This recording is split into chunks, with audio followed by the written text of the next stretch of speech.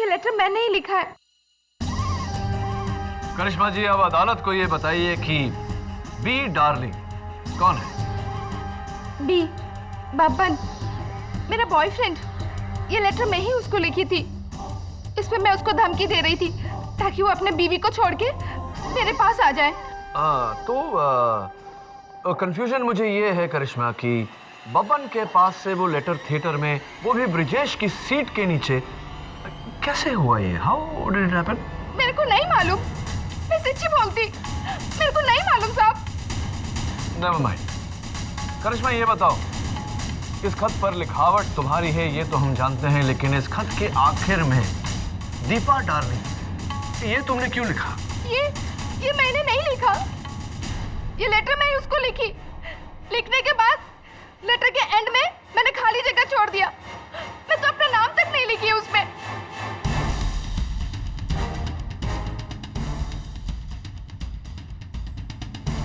Writing तुम्हारी नहीं तो किसकी है? मेरे को नहीं मालूम। तो किसको मालूम? मैं बताती हूँ केडी।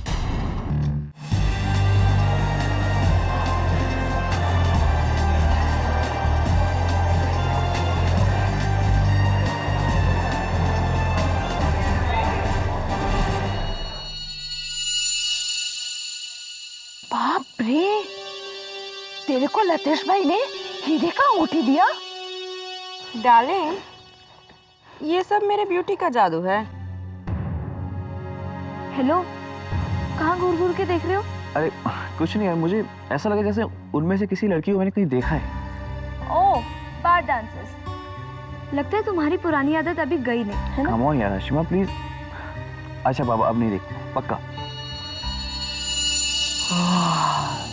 इस थिएटर का तो धंधा ही चौपट है। साला ये थिएटर में सिर्फ 4 ही लोग। ए, पिक्चर चालू करना। अरे चलाता हूँ।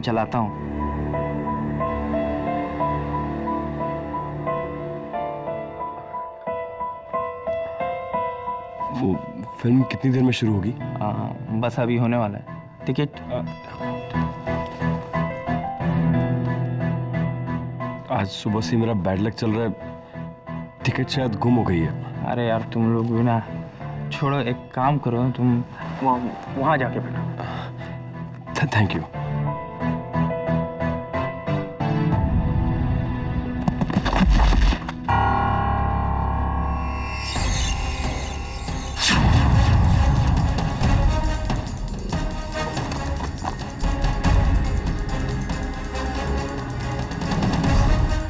करिश्मा, जो आदमी जो था ना पीछे, उसके पास गन देखी मैंने। तू एड़ी हो गई क्या? इस लुक्खा आदमी को देख के मुझे लगता है कि इसके पास गन होगा। तू पूरी तरह से एड़ी हो गई है। देख ना, पिक्चर देख, अभी चालू होएगा।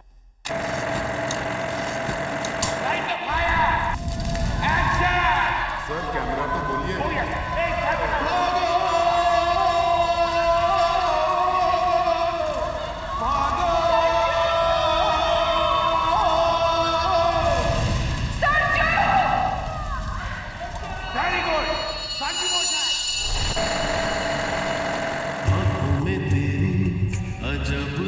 अजब सी अदाएं हैं, ओ आंखों में तेरी अजब सी अदाएं हैं, दिल को बना दे जो पतंग। Projectionist no number 9S। ये सीन्स देखकर तुम्हारे होश उड़ जाएंगे। Intense man. मैं नहीं जानती थी रमेश कि तुम मुझसे इतना। मुझे फांसी पर भेजो। कैसे? अदालत में खड़े होकर सबके सामने पुनर्जन्म की कहानी सुना। अरे कहाँ जा रही है? अरे जरूरी फोन है, इंदौर से मेरी माँ का आया। तू पिक्चर देख, मैं अभी आती हूँ।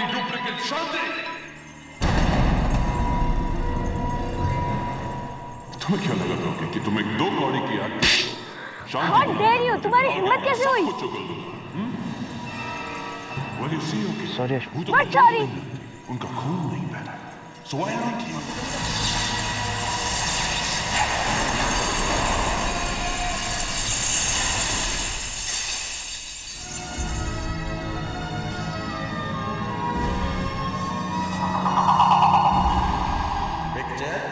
अभी बाकी है मेरे दोस्त।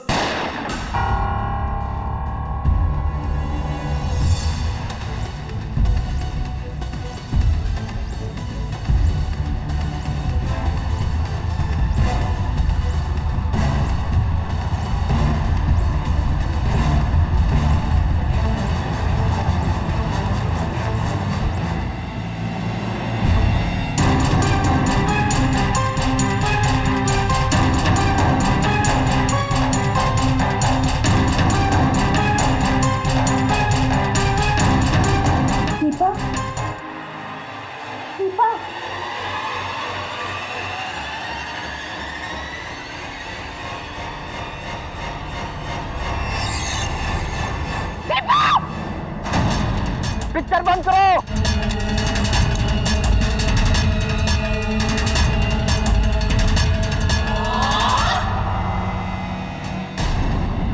किसने दीपा को गोली मारी? किसने दीपा को गोली मारी?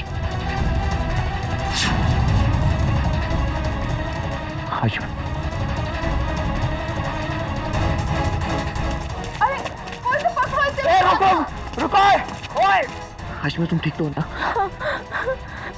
पर वो लड़की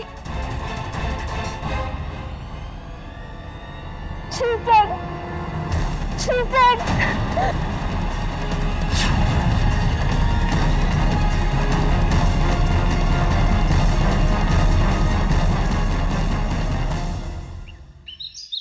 केडी, बैड लक को हिंदी में क्या बोलते हैं? बदनसीबी से सवाल का जवाब मुझे पता नहीं। Oh, you also don't know. Mrs Bilimoria, bad luck को हिंदी में बदनसीबी कहते हैं। Mister KD, sir Brijesh, water purifier salesman sir. देखो, हमको वाटर प्योरीफायर नहीं चाहिए, तुम जाओ यहाँ से। नहीं, मैं कुछ बेचने नहीं आया हूँ। मैं अपने आप को बचाने के लिए आया हूँ सर। सर प्लीज मुझे बचा लीजिए। पिछले 2 दिनों से पुलिस से बचकर भाग रहा हूँ सर, और आप ही मुझे बचा सकते हैं प्लीज। क्यों? पुलिस तुम्हारे पीछे क्यों पड़ी? क्या किया तुमने? बाहर डांसर का कत्ल। नहीं सर, मैंने कत्ल नहीं किया है। मेरा बैड लक इतना खराब है कि मैं उस दिन उस थिएटर में था जिसमें कत्ल हुआ। लोग ऐसे मुझे बैड लक विजेश नहीं कहते। सर मैं एक फैमिली वाला आदमी हूँ। एक बीवी 6 साल का बच्चा है मेरा सर। मैं और बाहर डांस नहीं सर। मैंने आज तक जिंदगी में कभी शराब को छुआ तक नहीं है। मैंने कत्ल नहीं किया है सर। प्लीज मुझे बचा लीजिए प्लीज सर। मुझे बचा लीजिए सर। Calm down. पानी पियो पहले, पानी पियो।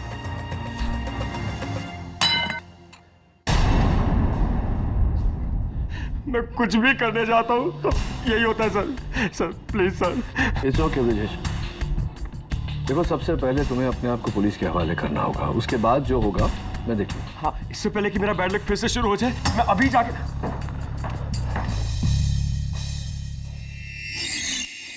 तो इसका मतलब हमारी इंफॉर्मेशन सही थी। पकड़ केडी सर, अबे, ये खुद तुम्हारे पास आ रहा था सरेंडर करने। हाँ केडी, अब तो इसके पकड़े जाने के बाद तुम ही कहोगे। Come on the way. Anyway, ले चलो इसको निको। Sir please sir. इंस्पेक्टर, इसका बैग तो लेते जाओ। Please sir. Don't worry Brijesh.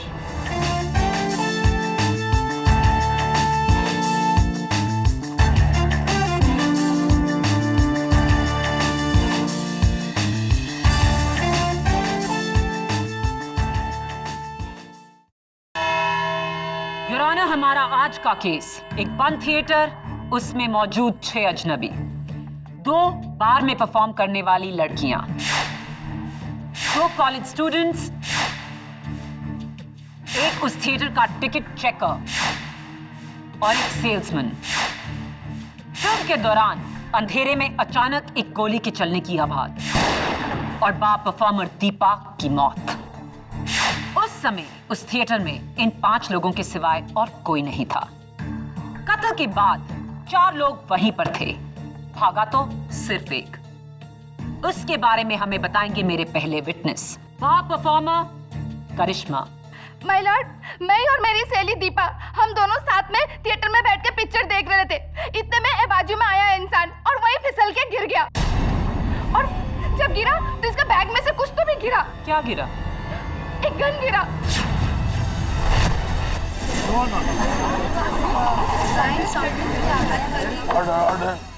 क्या वो गन तुमने खुद देखी? नहीं, मैं नहीं देखी, मेरी सहेली दीपा देखी।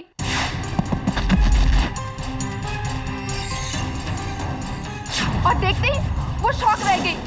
वो मुझसे बोली, लेकिन मेरे को लगा ऐसे लुक्खा आदमी के पास गन कहाँ से होएगा। और मैं उससे कही कि तू चुप कर, एड़ी हो गई है, तेरा दिमाग खराब हो गया, चुपचाप तू पिक्चर देख। ऐसा लुक्खा इंसान के पास कभी गन हो सकता है क्या? और मैं उसके बातों को सीरियसली नहीं ली। अगर मैं उसके बातों को सीरियसली लेती और टिकट चेकर वाले को कंप्लेन करती ना, तो आज शायद मेरी बहन जैसी सहेली जिंदा होती। योर ऑनर, प्रोसिक्यूशन गन की थ्योरी को आगे बढ़ाए उससे पहले मैं खुद एडमिट करता हूं कि हाँ, मेरे मुवक्किल के बैग में गन थी।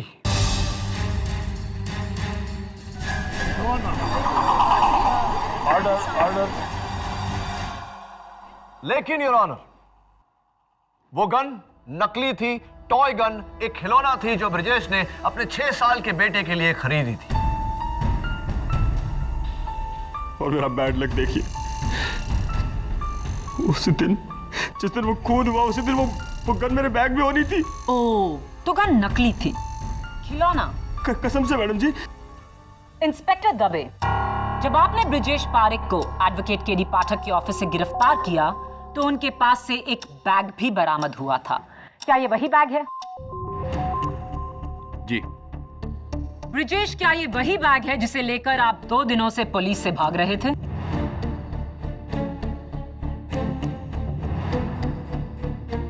और ये वही गन जो आपने अपने बच्चे के लिए तोहफे में ली? जी, लग तो वही रही है।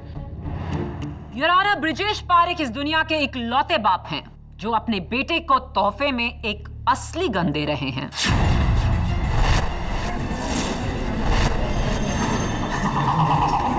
ये गन असली है। ये रही फोरेंसिक्स की रिपोर्ट। ये तो असली गन है। और रिपोर्ट ये भी कहती है ये वही गन है जिससे दीपा की हत्या हुई। यही नहीं, इस गन पर ब्रिजेश पारेख की उंगलियों के निशान हैं। ऑर्डर।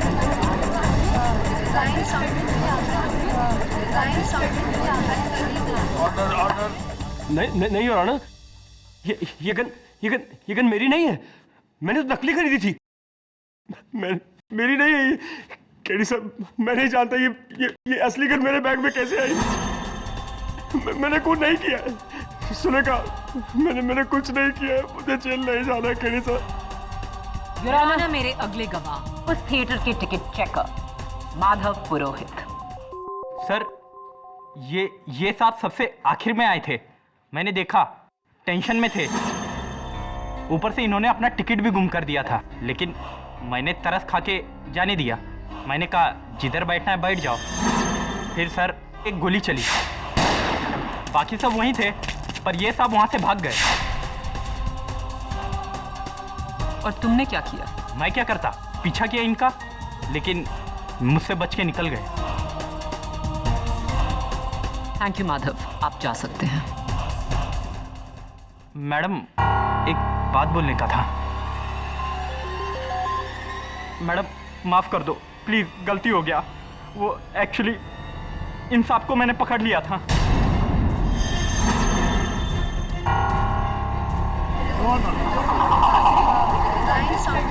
ऑर्डर। तो फिर ये बचे कैसे? वो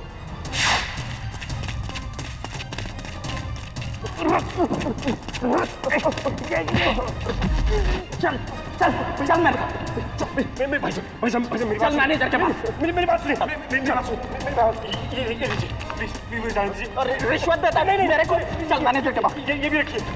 मैं बहुत बड़ी मुसीबत में फंस जाऊंगा। प्लीज मुझे जाने दीजिए। प्लीज भाई साहब, मैं आपके पैर पड़ता हूँ। प्लीज मुझे जाने दीजिए प्लीज। मैं लालच में आ गया था साहब। गरीब आदमी के लिए 1000 रुपये बहुत है, लेकिन मैं इस अदालत में झूठ नहीं बोलूंगा। इन साहब ने मुझे पैसे दिए थे।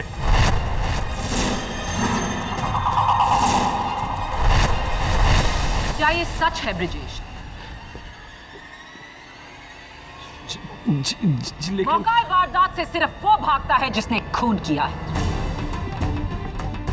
योर ऑनर, मैंने खून नहीं किया। मैं बताता हूँ वहां से मैं क्यों भागा। क्योंकि खून तुमने किया। Your honour, prosecution is badgering my witness. अगर प्रोसिक्यूटर साहिबा बोलने का मौका ही नहीं देगी तो ब्रिजेश बोलेगा कैसे? माया बोली। योर ऑनर, मैं एक वाटर प्योरीफायर सेल्समैन हूँ। घर घर जाकर वाटर प्योरीफायर बेचता हूँ। मेरा बैड लक है कि मैं कभी अपनी सेल्स टारगेट पूरी नहीं कर पाता, और इसी वजह से मेरा खड़ूस बॉस मेरी बहुत बैंड बजाता है। ये मेरी पत्नी सुलेखा, आप इससे भी पूछ लीजिए। उस दिन भी मैं अपनी सेल्स कॉल बंक करके 2 घंटे एसी थिएटर में सोने के लिए गया था। तो मेरा बैड लक देखिए, उसी शो में खून हो रहा था। और जब खून हुआ तो योर ऑनर मैं डर गया।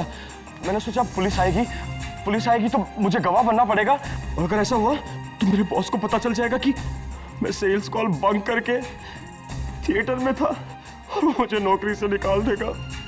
इसलिए मैं वहां से भागा। योर ऑनर, मैं दीपा जी को जानता तक नहीं।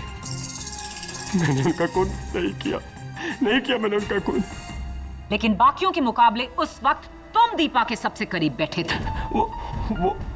वो भी मेरा बैड लक ही समझिए। ये भाई ने मुझे बोला कि आप कहीं भी बैठ जाइए, तो बस मैं वहां जाकर बैठ गया। मैंने उन्हें नहीं मारा। योर ऑनर, मुझे अपने 6 साल के बच्चे की कसम, मैंने उन्हें नहीं मारा। शर्म आनी चाहिए तुम्हें अपनी औलाद की झूठी कसम खाते हुए। योर ऑनर, मैं आपका ध्यान इस बैग की तरफ आकर्षित करना चाहता हूं। इसका जिप टूटा हुआ है, विच मीन्स कि किसी का टॉय गन की जगह पर असली गन रख देना किसी के लिए कोई मुश्किल काम नहीं। तुम कहना क्या चाहते हो केडी? ये गन किसने बदली? फोरेंसिक्स ने, पुलिस ने, या फिर तुमने? क्योंकि ये बैग पुलिस को तुम्हारे ही ऑफिस से बरामद हुआ। उससे पहले 2 दिनों तक ये बैग सिर्फ ब्रिजेश के पास था। गन किसने बदली उससे पहले यह जानना जरूरी है योर ऑनर कि गन किसने चलाई। दीपा की मौत यहां नेक पर गोली लगने से हुई थी। योर ऑनर, इत्तेफाक से उस समय ये सब दीपा के पीछे थे और ब्रिजेश के अलावा इन चारों में से कोई भी गोली चला सकता था। मिसाल के तौर पर करिश्मा ने चलाई हो। करिश्मा, तुम हिंदी फिल्म बॉलीवुड के गाने पर डांस करती हो, तो कौन सा मनपसंद फेवरेट गाना है तुम्हारा? पुराने गाने। अच्छा, पुराने गाने। और वो फिल्म का इतना अहम सीन चल रहा था और तुम फोन पे बात करने चली गई, क्यों? वो फोन आ गया था, वो मेरी माँ का फोन था। माँ का फोन आया था? तो तुम्हारी माँ का नाम बब्बन है? नहीं, क्योंकि तुम्हारे फोन रिकॉर्ड्स ये कहते हैं कि उस समय तुम्हें वर्ली चौल से किसी बब्बन का फोन आया था। जी, वो मेरा आशिक है। Of course. अदालत में तुमने कहा कि दीपा तुम्हारी बहन जैसी थी, तो फिर उससे शर्मा कर या उससे छुप कर फोन पर बात करने की जरूरत क्यों महसूस हुई तुम्हें? दीपा बब्बन को लाइक नहीं करती थी। वो हमेशा चाहती थी कि मैं उसे छोड़ दूं। वो मुझे यही बोलते रहती थी, तू छोड़ दे बब्बन को, छोड़ दे। कम ऑन केडी, अगर तुम करिश्मा के खून करने की वजह ढूंढ रहे हो तो बहुत ही कमजोर वजह है, बॉयफ्रेंड प्रॉब्लम। आहा, बॉयफ्रेंड से याद आया, आशिमा,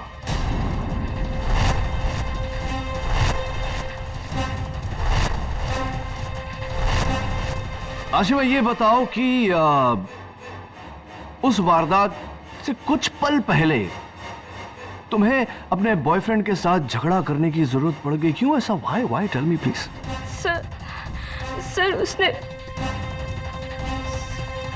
सर विपिन ने मेरे साथ, सर उसने, तुम खुद ही क्यों नहीं बता देते? Good idea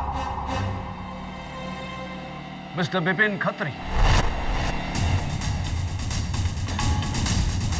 Vipin, I know कि ये बातें जरा सी एम्बैरेसिंग हो जाती हैं, माफी चाहता हूं, लेकिन पूछना तो पड़ेगा। क्या क्या हरकत की तुमने जिसके कारण आशिमा तुमसे लड़कर तुमको वहां सीट पर अकेला छोड़कर चली गई और तुरंत उसके बाद दीपा की मौत भी हो गई? What did you do? जी मैंने कुछ नहीं किया सर, मैं तो उसके साथ गया भी नहीं था, मैं तो वहां अकेला गया था मूवी देखने। Order order. Really? अब तुम अपनी गर्लफ्रेंड आशिमा के साथ नहीं आए थे? नो सर, इनफैक्ट ये मेरी कोई गर्लफ्रेंड नहीं है, ये तो इत्तेफाक से मेरी बाजू वाली सीट में बैठी हुई थी, मैं तो उसे जानता तक नहीं हूँ सर। झूठ, लायर। ये क्यों नहीं कहते कि तुम मुझे जबरदस्ती किस करने की कोशिश कर रहे थे और अब तुम मुझे जानते भी नहीं हो? You order order. Miss Ashima, आपको जो कुछ कहना है कटघरे में आकर कहिए। सर मैं जानती हूँ ये झूठ क्यों बोल रहा है। सर इसकी मम्मी को मैं पसंद नहीं हूँ, उनके डर से ये ऐसा बोल रहा है। तेरी मम्मी को मुझसे प्रॉब्लम है, तुझसे नहीं है। उन्हें पता है कि तू कहाँ जाता है, बाहर डांसर्स के पास, और उन पे पैसे लुटाता है।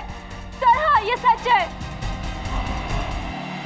राना, बाकी लोगों को छोटे मोटे मकसद देकर केडी अपने क्लाइंट को बचाने की कोशिश कर रहे हैं। बाकी सबके पास छोटे मोटे मकसद थे पब्लिक प्रोसिक्यूटर साहिबा, लेकिन मेरे मुवक्किल ब्रिजेश के पास कौन सा मकसद था? योर ऑनर, ब्रिजेश पारेख माटुंगा में 2 रूम किचन में अपनी पत्नी सुलेखा और अपने बेटे अनुज के साथ रहने वाला एक अमन पसंद इंसान। साधारण सा परिवार, साधारण सी नौकरी और साधारण सा जीवन। ब्रिजेश की कोई बुरी आदत नहीं, ना ये शराब पीते हैं, ना जुआ खेलते हैं, ना कभी कोई कानूनी जुर्म किया है। और वहां दूसरी तरफ दीपा, बार परफॉर्मर, डांसर, एक अलग ही लाइफस्टाइल, अलग ही लोगों के साथ उठना बैठना। कहां ब्रिजेश, कहां दीपा? दोनों में कोई तालमेल नहीं, दोनों अपनी अपनी जिंदगी जी रहे हैं। योर ऑनर, जब 2 लोगों में कोई जान पहचान नहीं, कोई कनेक्शन नहीं, कोई नाता नहीं, तो कत्ल की वजह कैसे हो सकती है? Why will my client Brijesh Parekh kill Deepa, your honour? KD का सवाल दुरुस्त है माया। पहले इंसान कत्ल की वजह ढूंढता है और फिर उसे करने का तरीका। कत्ल का तरीका तो तुमने अदालत में साबित कर दिया है, लेकिन कत्ल की वजह वो क्या है?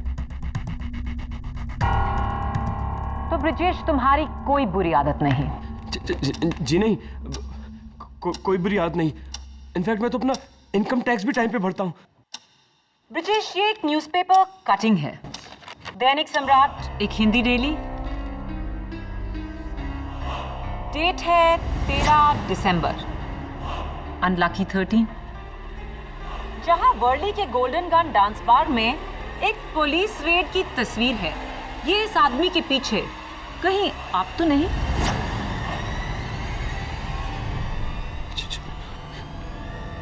जी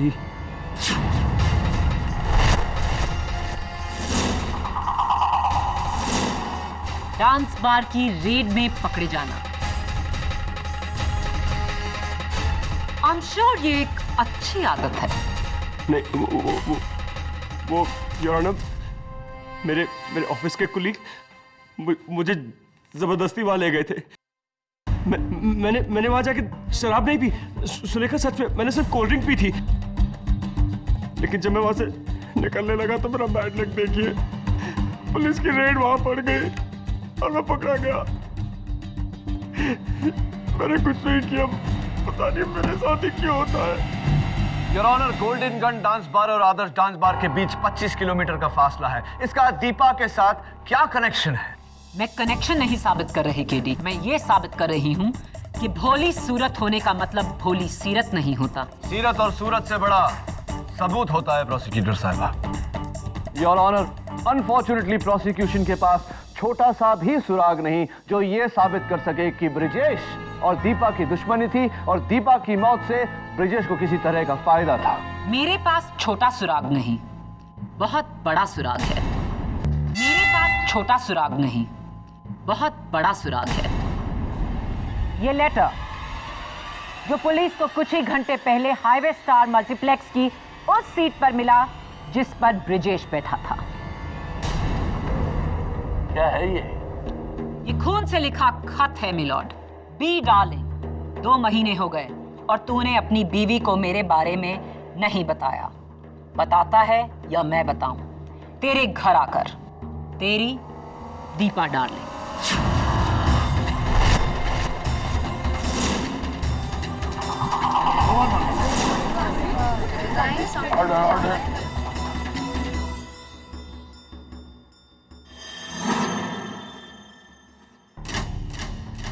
ये तो बेशक ब्लैकमेल है। Your honour, B darling Brijesh darling ना होकर बब्बन डार्लिंग, बिपिन डार्लिंग भी हो सकता है। Is it not possible? लेकिन ये लेटर बिपिन या करिश्मा की सीट के नीचे नहीं मिला, आपके मुवक्किल ब्रिजेश की सीट के नीचे मिला।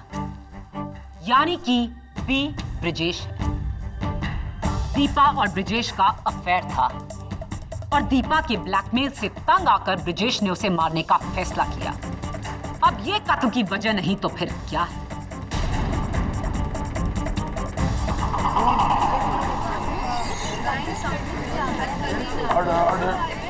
योर ऑनर, अब हर बात प्रूव हो चुकी है। कत्ल का औजार और कत्ल की वजह दोनों।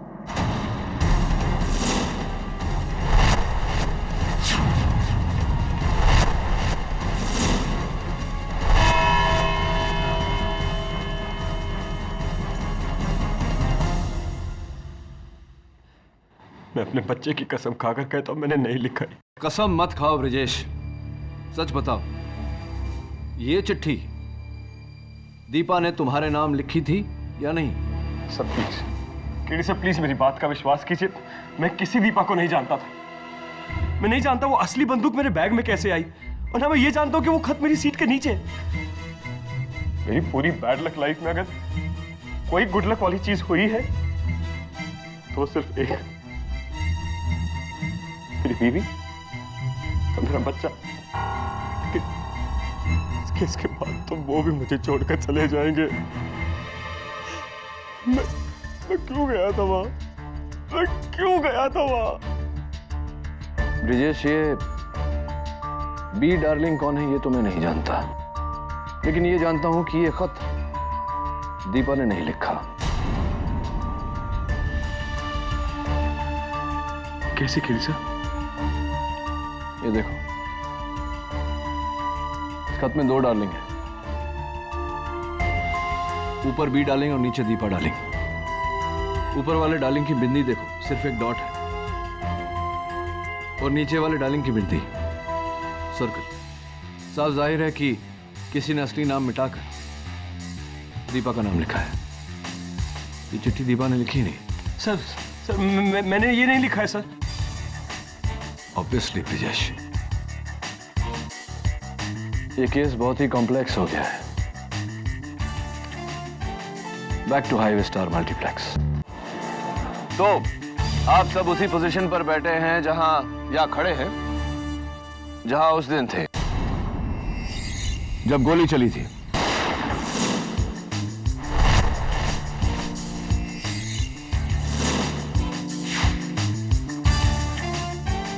मैं यहां ब्रिजेश की जगह पर बैठूंगा और तभी तुम दीपा की जगह पर।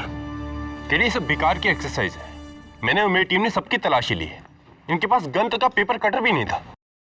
ये सब बेगुनाह है केडी, तुम्हारे उस ब्रिजेश को छोड़कर, क्योंकि वही यहां से मेरे आने से पहले भागा था।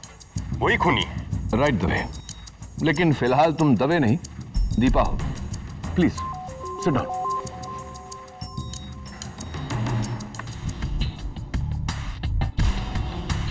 तो मैं मानता हूं कि ब्रिजेश सबसे नजदीक था,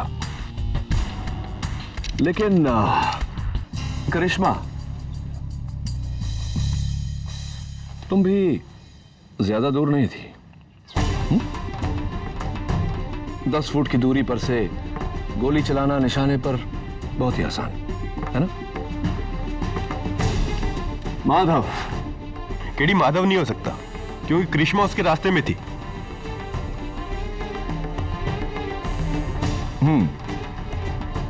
मानता हूं, पॉसिबल।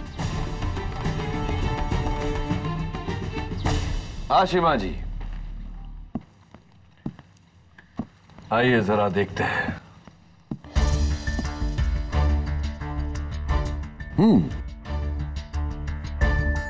बिल्कुल स्ट्रेट शॉट।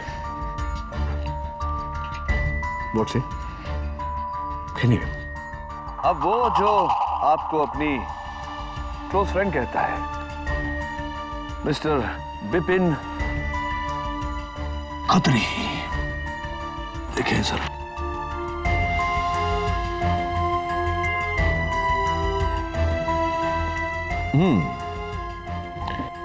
थोड़ा दूर है, एंगल भी थोड़ा मुश्किल है, लेकिन एक एक्सपर्ट निशानेबाज के लिए इतना मुश्किल भी नहीं। क्या कहते हो? डर क्यों रहे हो भाई? वो जब प्यार किया तो डरना क्या। हाँ, खून किया हो तो तुम्हारा डरना जायज है।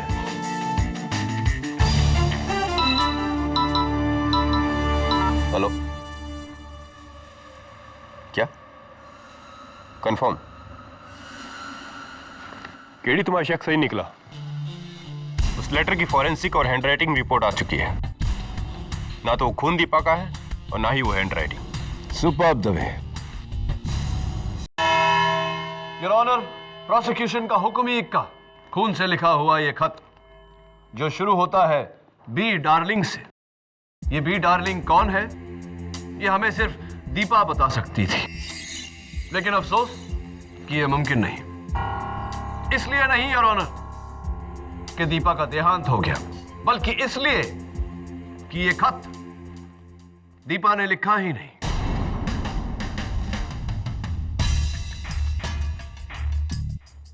योर ऑनर, मौका वारदात पर मौजूद सभी का ब्लड सैंपल्स लेने के बाद फोरेंसिक्स का यह कहना है कि यह ब्लड टाइप करिश्मा का है।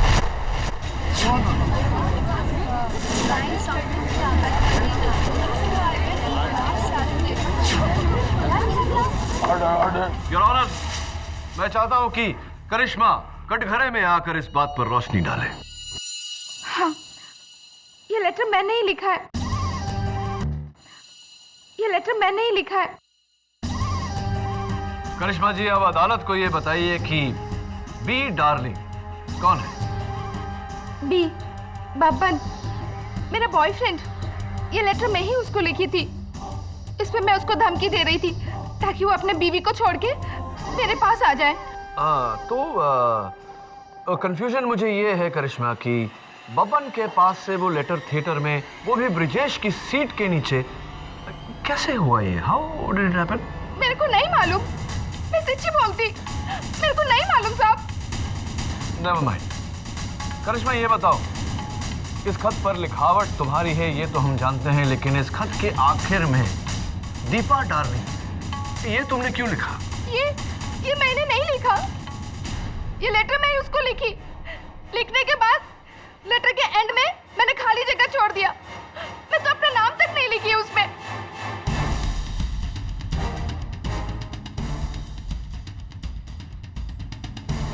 राइटिंग तुम्हारी नहीं तो किसकी है?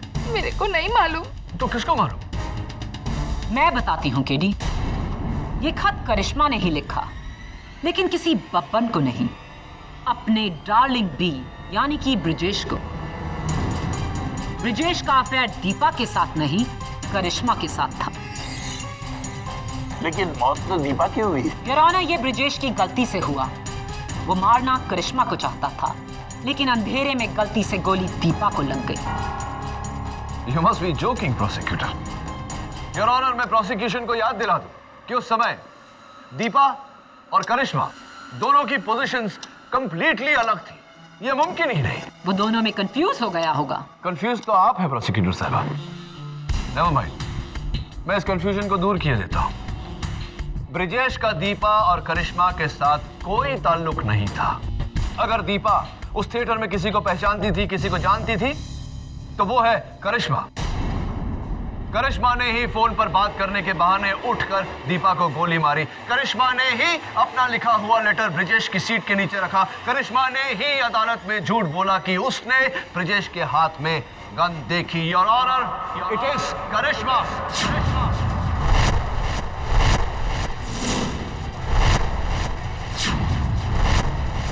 माय लॉर्ड, मैं सच्ची कहती हूँ, मैं दीपक को नहीं मारी हूँ। आप लोग मेरा यकीन क्यों नहीं करते? मैं दीपक को नहीं मारी हूँ। नहीं, मैं दीपक को नहीं मारी हूँ। नहीं मारी हूँ। अरे अरे अरे, क्या हो गया आपको? भावुक हो गई आप। Okay okay.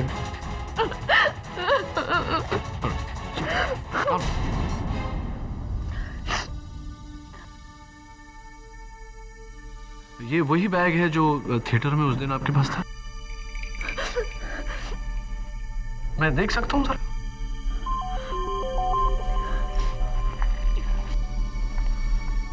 Thank you.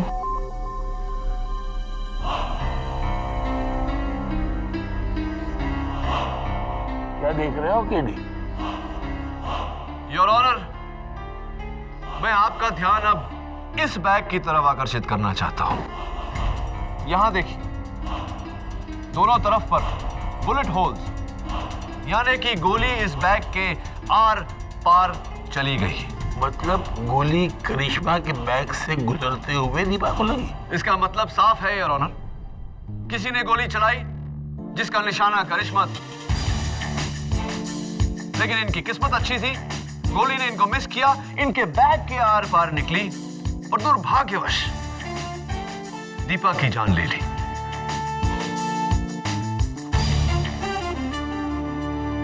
आपका बैग?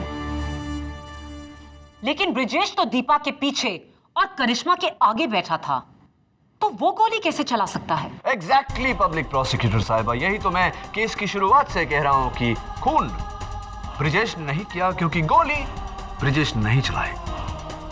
जरा उस बोर्ड की तरफ देखिए, खून उसने किया, गोली उसने चलाई, जो दीपा और करिश्मा के ठीक पीछे उसी लाइन में था। बब्बन के छोटे भाई माधव।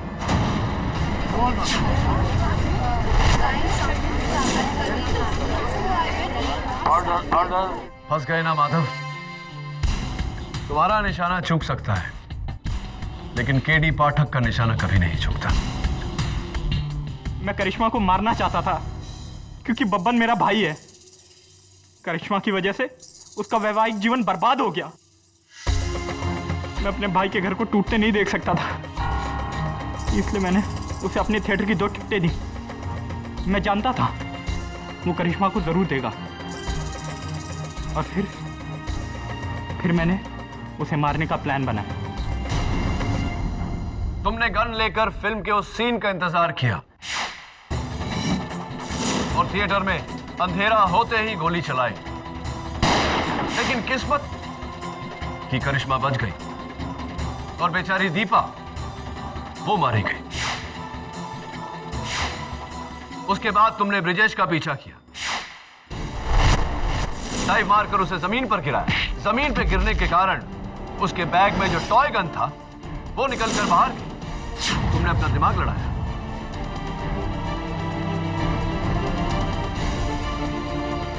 अपनी गन उसके बैग में डाल दी और उससे पैसे लिए उसको जाने दिया, ये सोचकर कि जितना पुलिस से भागेगा उतना ही लोग उसे दोषी मानेंगे। जी, पर क्योंकि करिश्मा बच गई थी, मैं बब्बन के घर गया और वो लेटर चुराया।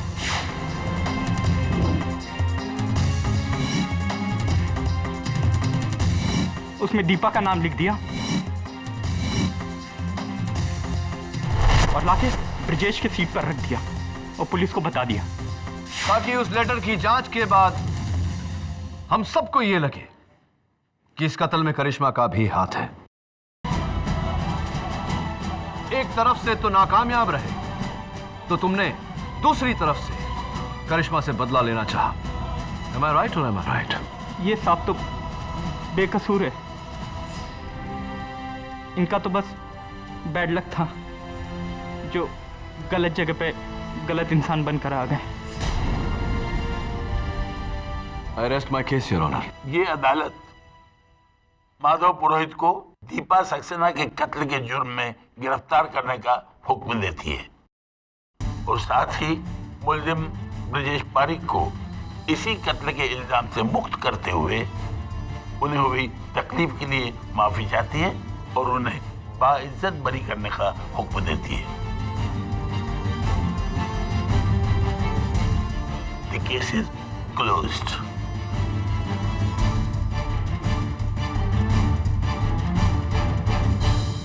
Sorry miss Phadnis. मुझे इंतजार है उस दिन का केडी जिस दिन मैं तुम्हें सॉरी कहूंगी, तुम्हें हराने के लिए, और वो दिन बहुत जल्द आएगा। I am sure. हाँ ब्रजेश, आजादी मुबारक हो। और एक मशवरा देता हूं तुम्हें। जी। अगली बार अपने बेटे के लिए पिस्तौल नहीं, कोई अच्छी सी पुस्तक खरीदना। और एक और बात कह लीजिए, मुझे लगता है कि अब मेरा बैड लक हो ही नहीं सकता। जिस इंसान के पास आप जैसा वकील हो, उसका बैड लक तो हो ही नहीं सकता। Thank you, thank you. अरे वैसे आजाद हुए हो, ट्रीट तो दो। हाँ, आप कहिए ना। फिल्म देखने चले?